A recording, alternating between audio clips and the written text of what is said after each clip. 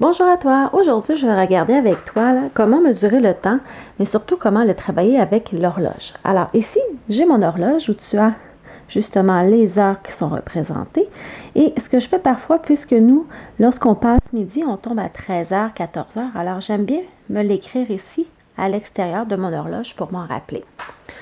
Ce qui est important de se rappeler aussi, c'est que la plus petite aiguille représente les heures et la plus longue, la plus grande aiguille représente les minutes. Comment je m'en souviens? Mais je sais que le mot heure est un mot plus court, il y a moins de lettres, donc je me rappelle que la plus courte des aiguilles représente les heures et minutes, il y a plus de lettres, c'est un mot plus long, donc c'est la longue aiguille qui représente les minutes.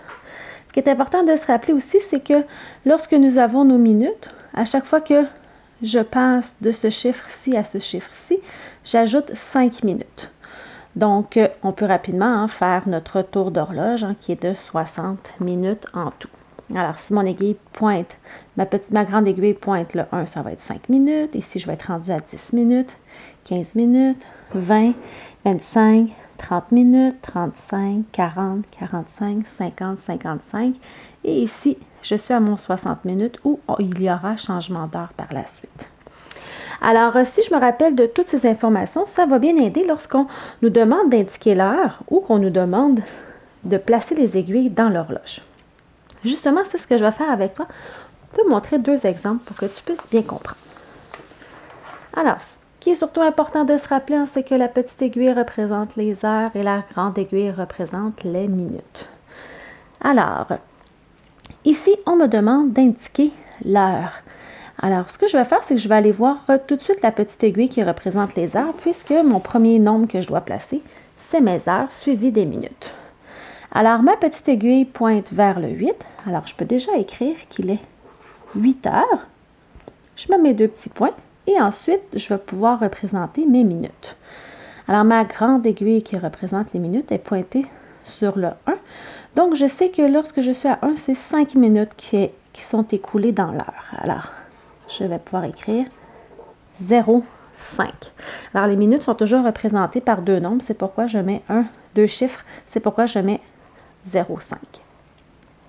Attention, ici, on ne me demande pas si c'est 8 heures du matin ou si c'est le soir. Donc, ce que je vais faire, c'est que je peux le représenter à 8 heures du matin ou je peux le représenter aussi le soir.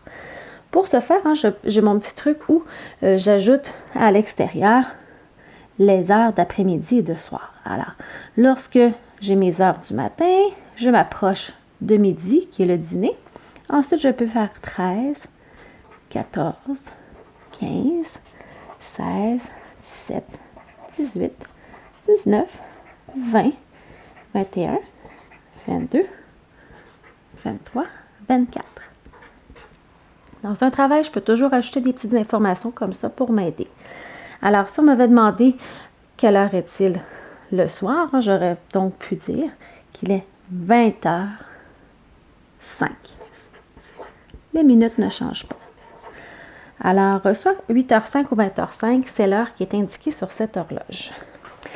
Si j'ai un autre type de question, ici, c'est le contraire. J'ai l'heure et on me demande de placer les aiguilles.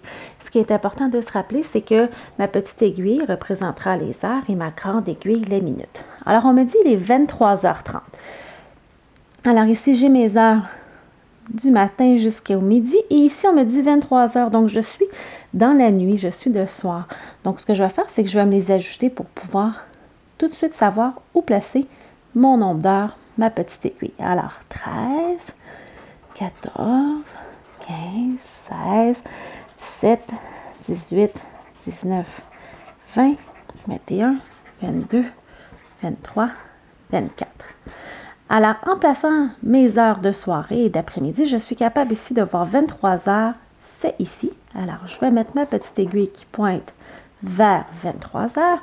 Et ensuite, je vais aller m'occuper de mon 30 minutes. Donc, si tu te souviens bien, à chaque fois que tu changes de chiffre dans ton horloge, tu ajoutes 5 minutes.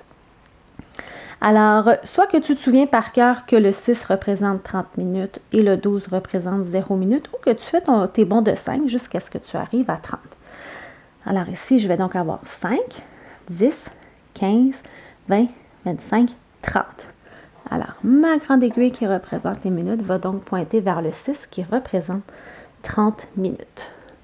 Alors, j'espère que ces explications t'aideront à travailler l'horloge lorsque tu en rencontreras dans tes exercices.